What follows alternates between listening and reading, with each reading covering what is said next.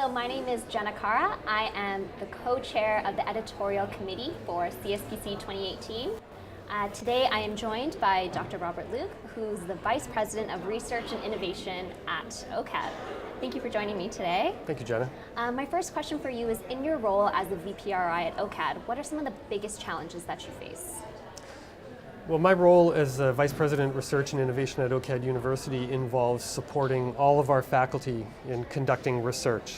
And in an art and design university like OCAD University, it's the largest art and design university in Canada, the types of research that our faculty do are different than the typical university in some respects because of the disciplines that we represent. Mm-hmm. And so my role is really to help the faculty articulate their research, their scholarly practice, and their creative activities in ways that are understandable to, for instance, the granting councils, such that they can get funding in order to conduct their research, and make sure that that research, as it is and when it is conducted, results in the kinds of tangible outputs that can be easily conveyed and communicated to our publics.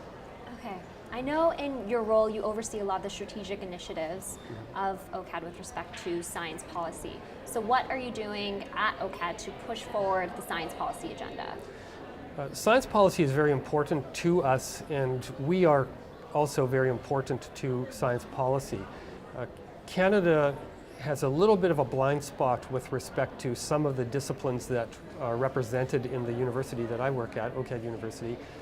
For example, the disciplines of design are not well represented in the Tri-Council taxonomies or lists of types of research disciplines that exist and are therefore funded. So one of the challenges that we have is to ensure that our faculty can see themselves in the ways in which research is typically expressed, while also helping the policy environment, the funding environment and the policy environment understand the value and the utility of art and design as research disciplines in their own right, and what they bring to the broader innovation landscape. And I know at CSPC this year you organized a panel about the logic of inclusive innovation from inputs to outputs. Yes. And in the abstract you mentioned that there were some material gaps in innovation from the inputs to the outputs. What were some of those gaps that you were referring to? So our discussion was really about thinking about the outcome of inclusive innovation. And if we can all agree that we want inclusive innovation and that it's a valuable and good thing, but when you start to think about backing up from the outcomes, there are inputs, so there are material conditions and there are activities, and then there are outputs that lead to outcomes. Just as I was discussing with respect to the disciplines that are not well represented in research taxonomies, we have a structural deficit in terms of making sure that we value, let's look at the disciplines of design in particular. We can probably all agree that well-designed products and services are more likely to be more useful and usable to populations. But those disciplines that lead to better design are not necessarily considered legitimate disciplines of research.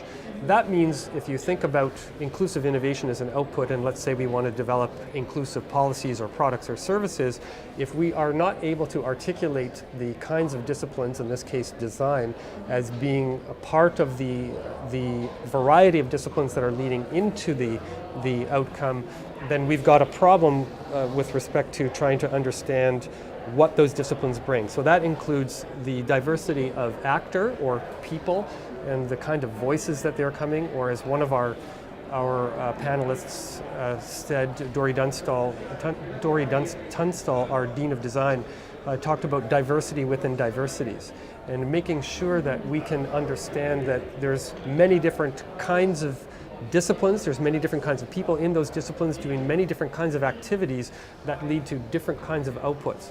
To put that in a way that is probably more intelligible for science policy, if all we're looking at is counting peer-reviewed scientific publications, then we are in fact discounting all of the other activities that happen. And the disciplines that our university represents includes a lot of things. Yes, we do peer-reviewed publications, but we also do a lot of things like curatorial practices, design practices, trademarks, products, services, indigenous knowledges. All of those things are not easily countable and therefore fall out of the easy counting of what constitutes innovation or what constitutes inclusive innovation. So the structural deficit is making sure that we see that there are a variety of disciplines, a variety of perspectives at the input stage, so that when we get to the output and outcome stage, we can have a better understanding or a more fuller understanding of what innovation means to our society. It's more representative. So I'm so happy that CSPC could be a great platform for this topic and for inclusive innovation. But what do you think is the greatest value of CSPC? CSPC offers phenomenal convening power. It's a place where people from different disciplines come and are forced to talk about their own disciplines in ways that are understandable to others who are not from their discipline.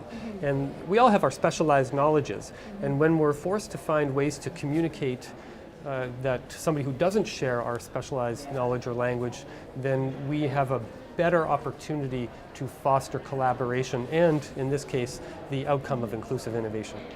Wonderful. So for our viewers who want to find a little bit more about yourself, where can they go? I have a blog at robertluke.ca where you can read about my work on science policy. Wonderful. Thank you so much for your time and for joining me.